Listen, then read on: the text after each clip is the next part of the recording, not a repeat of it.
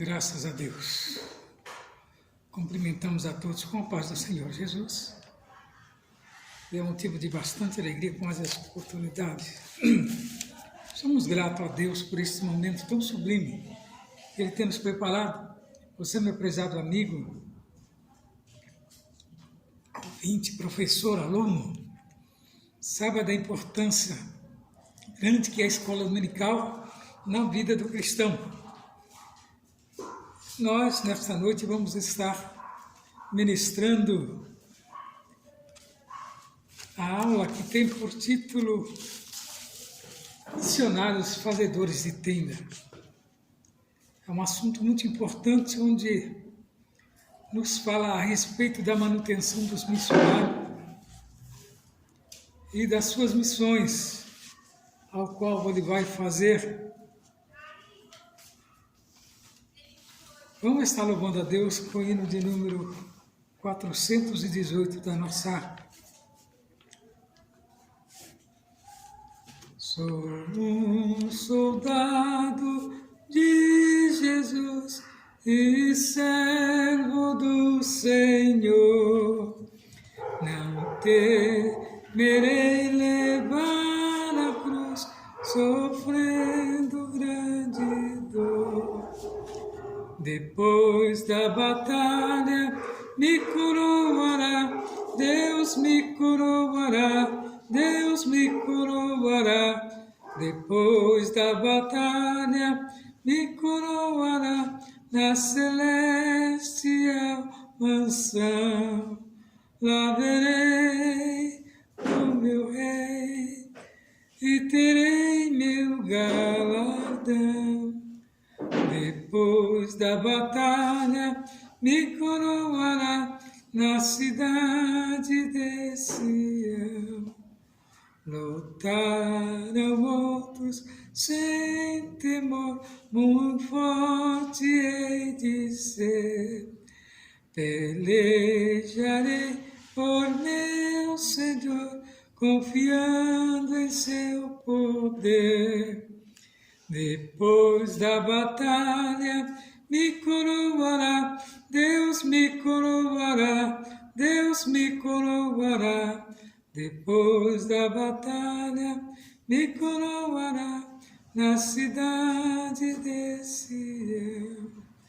Se eu for fiel ao meu Jesus e não voltar para trás, alcançarei no céu de luz, lugar de santa paz. Depois da batalha me coroará, Deus me coroará, Deus me coroará. Depois da batalha me coroará na celestial mansão. Lá verei o meu rei e terei meu galardão. Depois da batalha me coroará na cidade de Sião. Graças a Deus que até aqui tem nos ajudado. Estamos felizes pela oportunidade que Ele tem nos proposto para nesta noite estar trazendo esse ensino maravilhoso sobre as missões, que tem por título Missionários Fazedores de Tenda. Textual: vós mesmos sabeis que para o que me era necessário a mim e dos que estão comigo, estas mãos me serviram. Atos dos Apóstolos, capítulo 20, versículo 34. A verdade prática nos diz assim: é possível servir a Deus e aos outros por meio da sua profissão, aonde quer que você vá. Então, o missionário, ele não tem que viver exclusivamente de ajuda, né?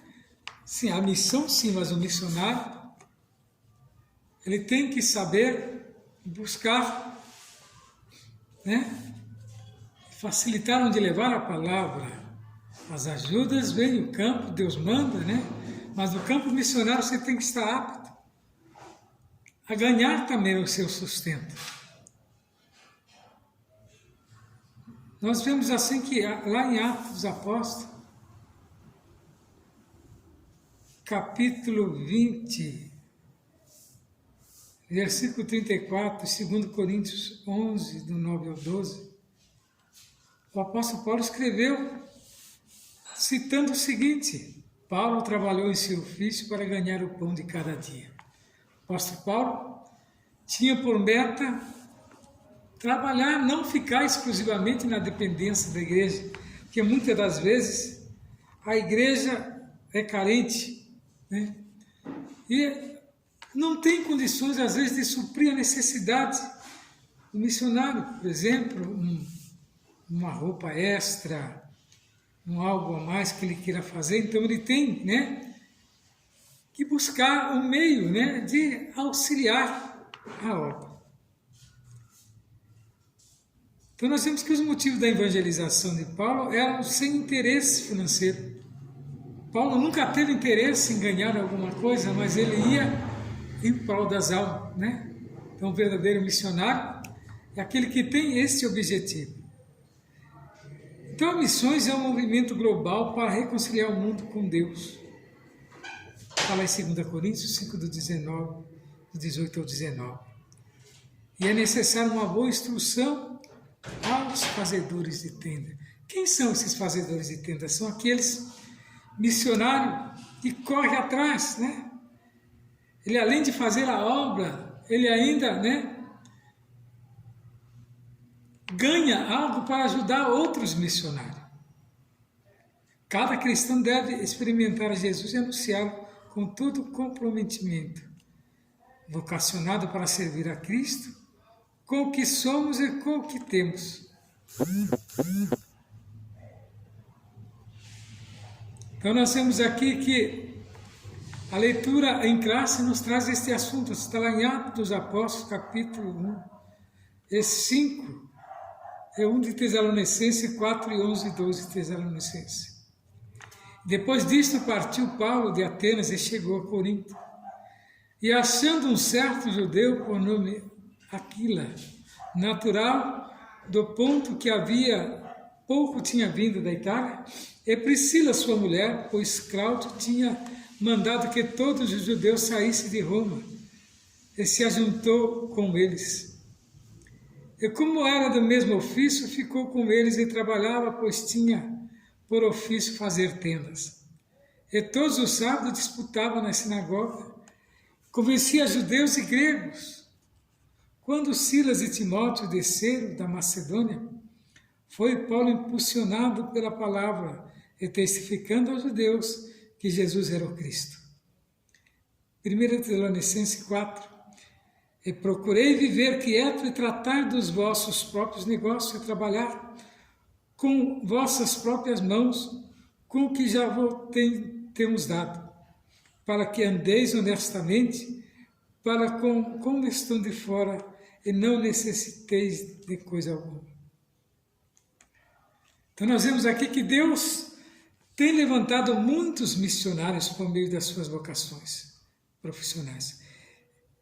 Isso significa que as profissões desses missionários acabam se tornando um meio de abrir portas de pregação em países em que modelos tradicionais de envio seria inviabilizado. À luz do exemplo do apóstolo Paulo, Priscila e Aquila, veremos que é perfeitamente possível conciliar o chamado missionário com a profissão, e que o Espírito Santo toca o coração de todos que no contexto profissional se torne contexto missionário.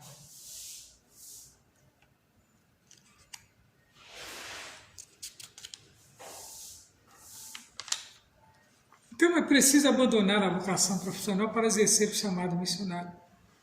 Só existe apenas um modelo da chamada missionária. E qual é esse modelo? A chamada missionária é vida profissional não irreconhecível.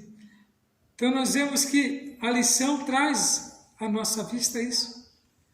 Traz aqui reflexão à luz da vida do apóstolo Paulo, como alguém que ao mesmo tempo exerce uma profissão e nunca o Evangelho de Cristo. De acordo com esse exemplo bíblico, vamos meditar a respeito dos fazedores de tenda. O que essa expressão quer dizer? Que até que ponto a vida profissional e o chamado missionário pode e deve se encontrar para a glória de Deus. Então, o missionário, ele não pode ser um profissional da missão e ser visto como se fosse, uma pessoa improdutiva. Mas o missionário, ele tem que exercer, tem que estar pronto a exercer a função no campo para ajudar a obra de missão, ajudar aqueles que precisam. Se ele não pode ajudar com o seu tempo, ele ajude com material, trabalhando, colocando à disposição para ajudar aquele povo.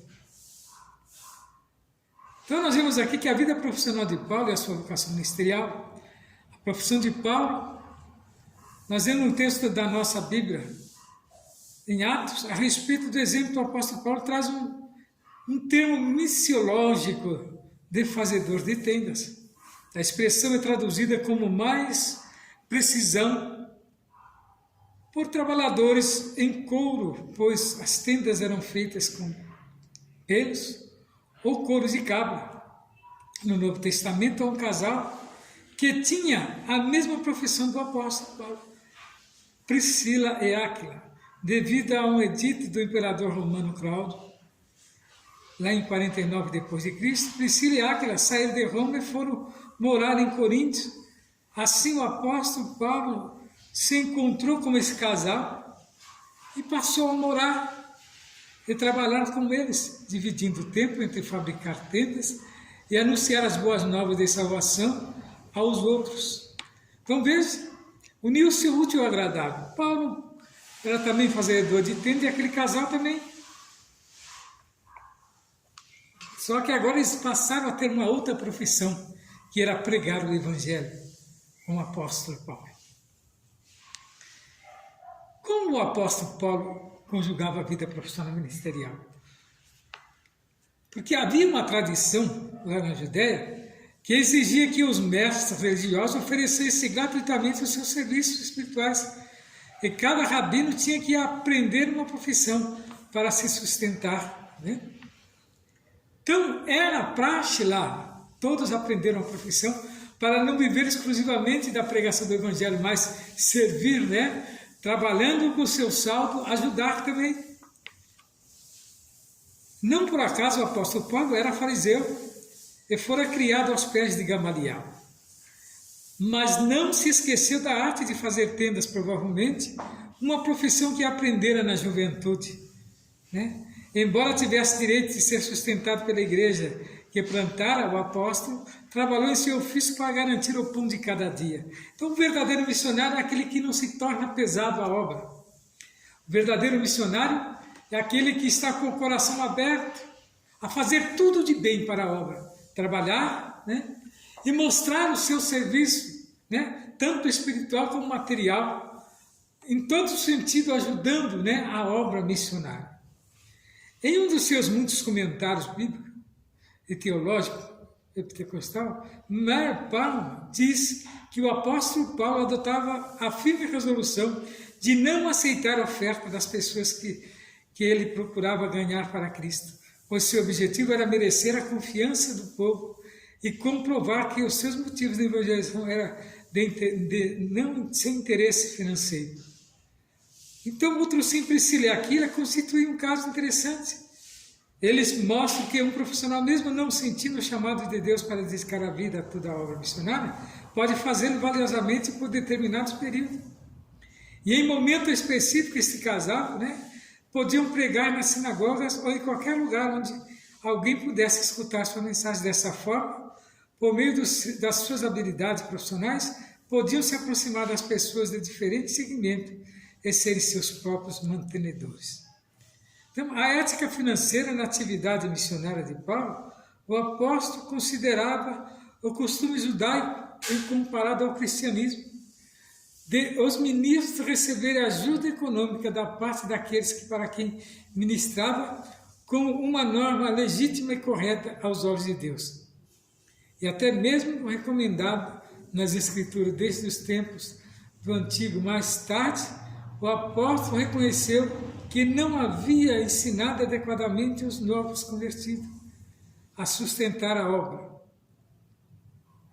Voluntariamente, no entanto, Paulo geralmente não aceitava oferta em dinheiro enviado pelas igrejas cristãs, e muito menos ainda a exigia, e ainda que algumas ofertas voluntárias tivessem sido enviadas pelos crentes de Filipe. Então, ele tinha por costume não aceitar, né, pagamentos, mas ele próprio ganhava o seu sustento e pregava a palavra. Muitos têm esse pensamento, também conheço muitos evangelistas, que eles não aceitam, né? Eles não aceitam ajuda, né? E eles se mantêm só. Então, a ética financeira na atividade missionária de Paulo mostra que o apóstolo considerava o costume judaico incorporado ao cristianismo, de os ministros receber ajuda econômica da parte daqueles para quem ministravam como uma norma legítima e correta aos olhos de Deus. E até mesmo o Antigo Testamento.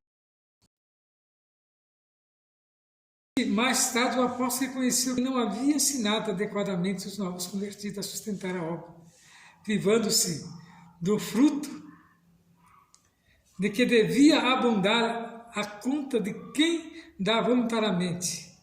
No entanto, Paulo geralmente não aceitava oferta em dinheiro enviado pelas igrejas cristãs, e muito menos ainda as exigia, e ainda que algumas ofertas voluntárias lhe tivessem sido enviadas. O apóstolo Paulo relacionou a vida ministerial com a profissional. Então nós vemos que é um ofício, né?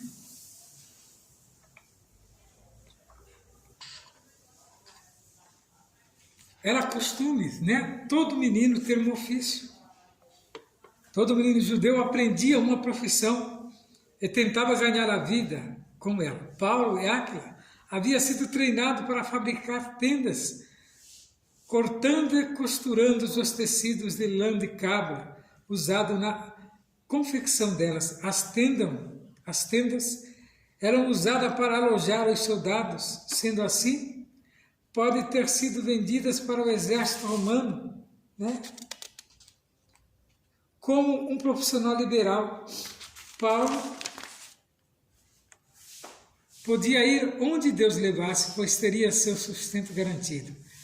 A expressão fabricante de tendas também costumava ser utilizada para quem trabalhava com o couro. Então era costume, mas a profissão era adquirida quando criança, né? Onde o jovem, né, aprendia a fazer o seu sustento e a ganhar o seu sustento, o qual mais tarde viria a servir para o sustentar na obra de Deus. E hoje nós temos como tema missionários fazedores de tenda. São aqueles que estão de pleno acordo e não na dependência, né, de ajuda. Fazer tendas não é uma ideia nova, é tão antiga quanto a Escritura, conforme estudamos em Atos 18. Assim, no contexto de missões, a expressão fazedores de tenda tem a ver com os discípulos de Jesus, chamado e comissionado pela sua igreja para usar os dons e talentos habilidosos profissionais, né? No campo missionário, são profissionais de negócios em missão que operam em regiões tão grandes e antagônicas. A mensagem cristã, segundo a missiologos, por muitos anos o entendimento e a forma de fazer missões consistiam na prática de abandonar a vida secular. Sabemos que não é bem assim. Hoje tem muitos escritores, pregadores, professores, advogados, muitos que estão em outros países exercendo a função e pregando o Evangelho, servindo lá como os pastores, né, como ganhadores de alma. E esses eles não fazem questão porque eles têm o seu próprio ganho em esperar da igreja, né, que chegue o sustento. Mas é nisso que estudar, né? Porque com aquele dinheiro que ele recebe, ele pode estar aplicando em outro segmento para ajudar a igreja.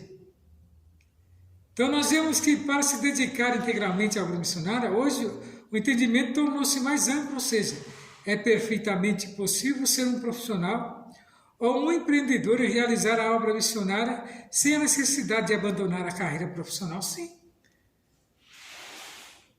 A força missionária no mundo das missões se tornar um movimento global que começou com a ação de Deus pela sua graça para conciliar o mundo consigo mesmo, né?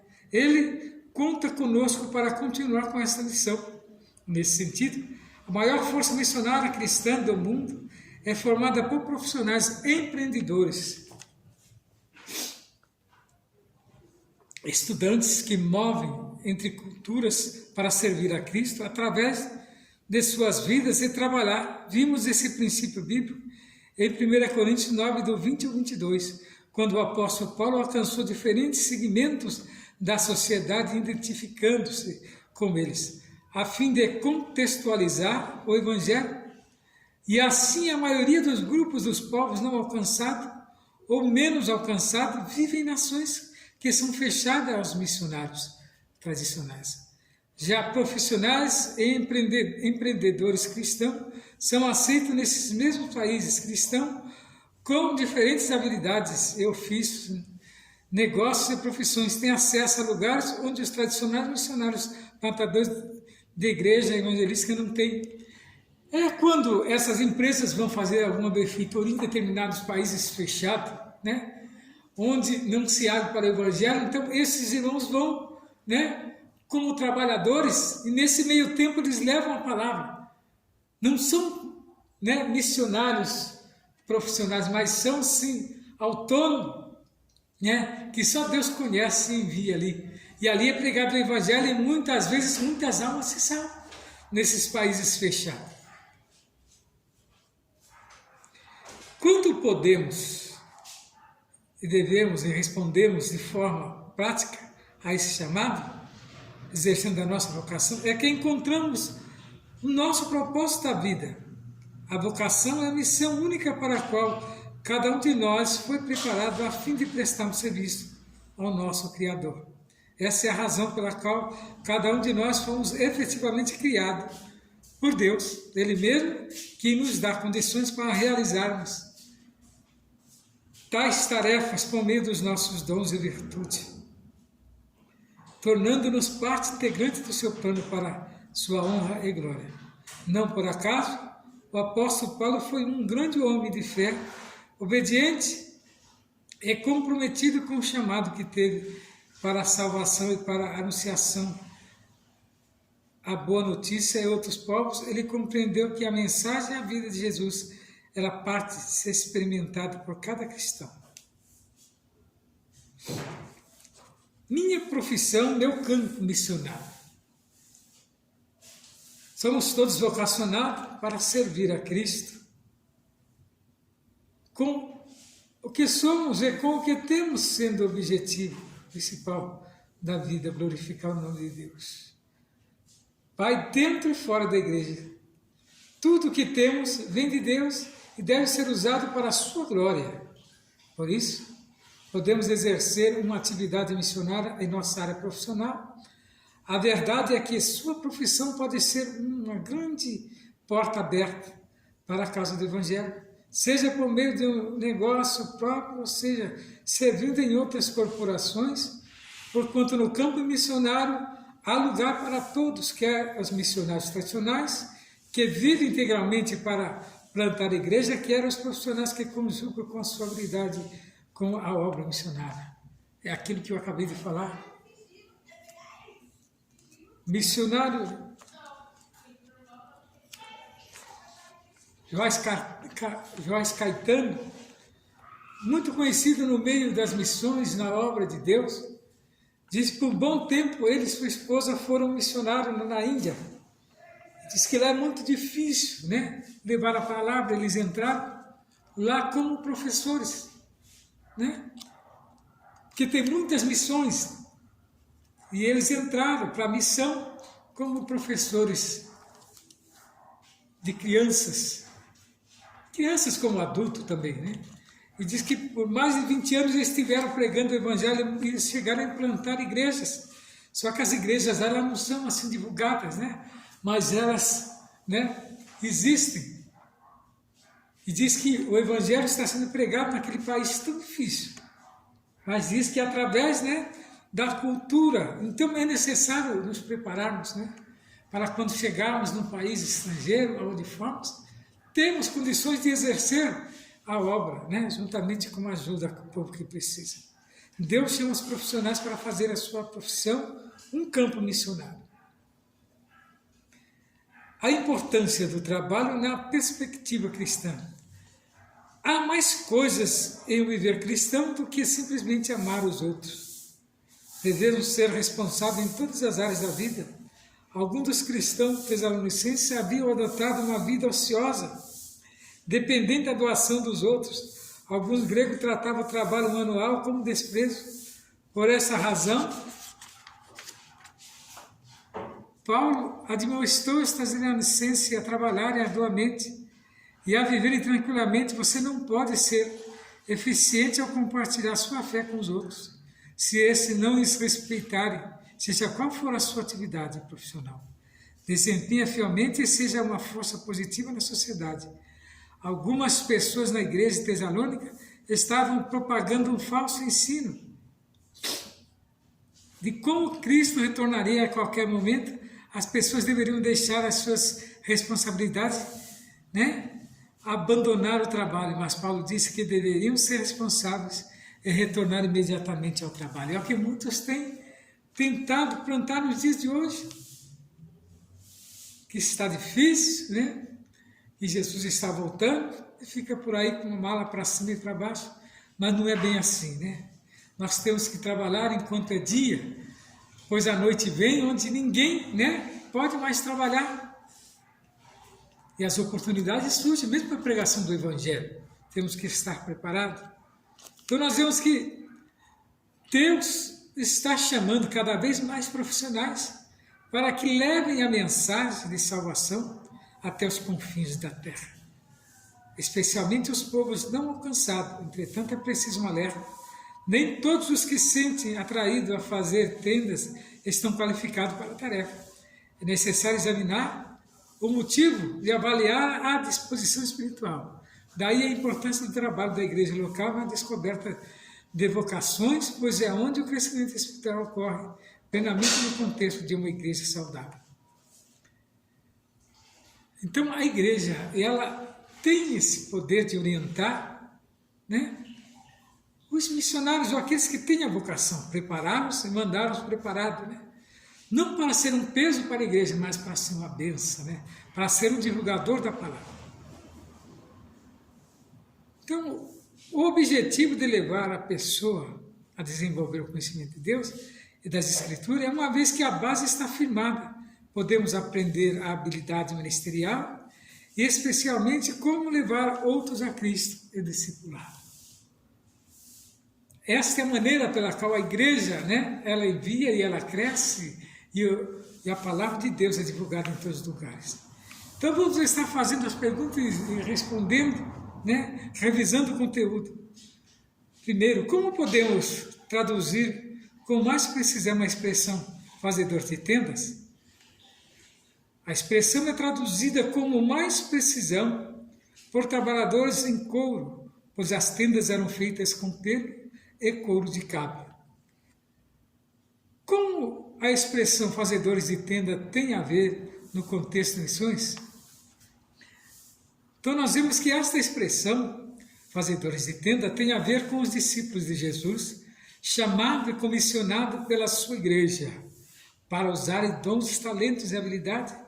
Observa que Pedro era um pescador profissional, abandonou as redes e foi pescar homens. É o que Jesus chamou de pescadores dos homens.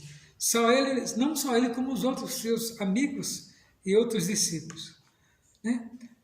Então, o profissional no campo missionário, os profissionais no campo missionário são profissionais de negócios e missão, né, que operam em regiões de grande antagonismo e mensagem cristã. Então, às vezes, você é levado, né, por uma empresa e ali você não deixa de ser um crente. Então, você prega o evangelho e, às vezes, naquele país que você está, não é permitido, né, pregar abertamente. E você, com sabedoria, né, vai e prega a palavra aqueles que você vê que precisam ser alcançados. A maior força cristã missionária do mundo é formada por quem? É uma pergunta que muitos fazem. Então tem a resposta aqui que diz assim, a maior força missionária cristã do mundo, ela é formada por profissionais, empreendedores e estudantes que se movem entre culturas para servir a Cristo através das suas vidas e trabalho. Segunda lição, quando encontramos o nosso propósito de vida, quando respondemos de forma prática esse chamado, exercendo a nossa vocação, é que encontramos nosso propósito de vida. Quinta, o que a nossa profissão pode ser? A nossa profissão pode ser uma grande porta aberta para a causa do Evangelho. Seja por meio de um negócio próprio, ou seja, servindo a outras corporações. Então, o cristão, ele tem que estar aberto, né, a pregar a palavra aonde ele estiver, aonde ele for mandado. E eu tenho certeza que a recompensa não é o homem que dá, não é a igreja, mas é o próprio Cristo naquele dia. E nesta noite eu agradeço a todos aqueles que participaram conosco nesse momento tão sublime. E que o Senhor Jesus possa abençoar grandemente a sua vida. E que você venha ser também um fazedor de tendas, né? E não ser pesado a igreja, mas sim ajudar, né, nessa obra. Porque a igreja, ela tem um sustento, mas se você se tornar também um ajudador, o sustento ficará bem mais maleável. E que o Senhor Jesus nessa noite possa falar grandemente ao seu coração e que Ele venha, né, te dar uma oportunidade e que você possa encontrar aquilo que tanto procura através da palavra de Deus. Eu agradeço a Deus por esse momento tão sublime. Vamos estar agora fazendo a oração, agradecendo a todos aqueles que estão no campo missionário, que eu tenho certeza que a obra de Deus alcançará. Soberano Jesus, diante da Tua presença nós estamos nesta noite, entregando todos esses que estão no campo missionário, aqueles que não é um missionário por chamada, mas foi simplesmente para prestar serviço nesses lugares fechados onde a igreja não pode ser atuante. Usa, Senhor, grandemente nas Tuas mãos estes profissionais, estes operários que têm conhecimento da Tua palavra e que Ele possa falar aos corações daqueles que necessitam. Usa grandemente e que a Tua igreja possa expandir mais e mais. Jesus, nesse mundo tão conturbado, mas a Tua palavra precisa ser pregada a tempo e fora de tempo. Que o Senhor venha abençoar grandemente a vida de cada um que participou conosco nessa noite. Que o grande amor de Deus, a comunhão, a consolação do Espírito Santo, tudo da igreja nós dizemos. Amém. Todos ficam na paz do Senhor Jesus.